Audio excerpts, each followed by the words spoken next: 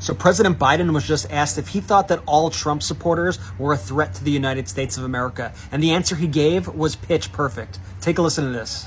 President, consider all Trump supporters to be a threat to the country. You keep trying to make that case. I don't consider any Trump supporter to be a threat to the country.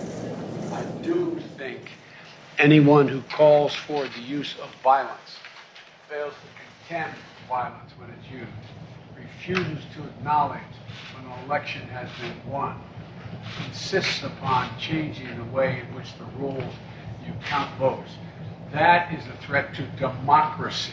Well, it took a year and a half, but President Joe Biden is finally going on the attack against the MAGA militia threatening our democracy. And he's making clear in speeches across the country that the midterm elections pose an existential question for America. Are we a free people or not? Biden's new tough talk on Trump and the far right has even progressive activists buzzing, and Americans are clearly responding. A new Politico Morning Consult poll out this week shows Biden at his highest approval rating in nearly a year. That's no easy feat in a country as polarized as the United States. But wait, the news gets even better for long-suffering Democrats. Not only is Biden hitting new polling highs, Donald Trump's popularity has plummeted to an all-time low of just 34%. Over half of Americans now say they don't want Trump anywhere near the White House in 2024. Beltway pundits are calling this the Dark Brandon effect, and they say that Biden is rising in the polls because he's talking tough and wearing those aviator sunglasses. But it's actually Biden's recent string of legislative wins that's really done the trick. By putting Republicans on the record opposing hugely popular legislation, Democrats are finally playing smart politics. Take Biden's latest action to end the statute of limitations around reporting child sex abuse. As it turns out, doing the right thing is also a great way to get your voters hyped up. Take a look.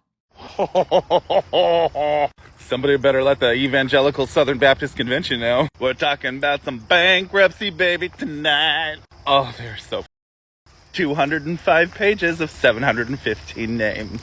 But it isn't enough for Biden to have had a great summer. He'll need to keep delivering legislation and executive actions that improve the lives of Americans, while also protecting the structure of our democracy from assault by right-wing cranks like Matt Gaetz and Trump himself. Fortunately, the White House has a few ideas. In a Tuesday tweet, Biden called on Congress to pass the Disclose Act, a hugely popular campaign finance reform bill that lawmakers have been trying to pass since 2010. The Disclose Act would undo some of the damage caused by the Supreme Court's Citizens United decision by clamping down on the flow of dark money. Good stuff. Biden's new spine is driving Republicans crazy. Or crazier? Take Texas Congressman and noted pill pusher Ronnie Jackson, who wants the media to stop talking about Republican extremism and start talking about Hunter Biden. Or take a definitely sober Donald Trump Jr., who is just straight up demanding his supporters stop sending their kids to school in order to keep their brains free from Joe Biden's secret messages. Watch this mess. They're doing in the Democrat Party and the communists on their side. But it's our daily reminder once again, that our government schools are indoctrination centers. Okay, they are designed, in my opinion, at this point, simply to brainwash children. They're not there to teach you to think. They're not there to teach you how to make an argument and how to back it up.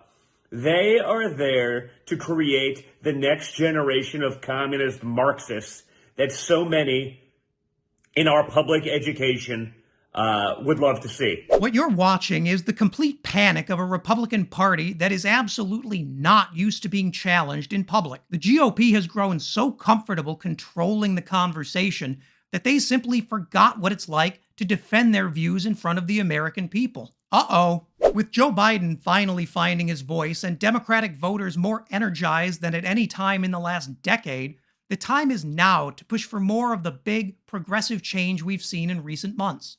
If Democrats want to win in 2022 and 2024, Dark Brandon needs to be more than just a meme.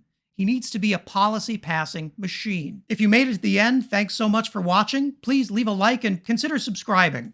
And leave a comment below to let me know what I should cover next.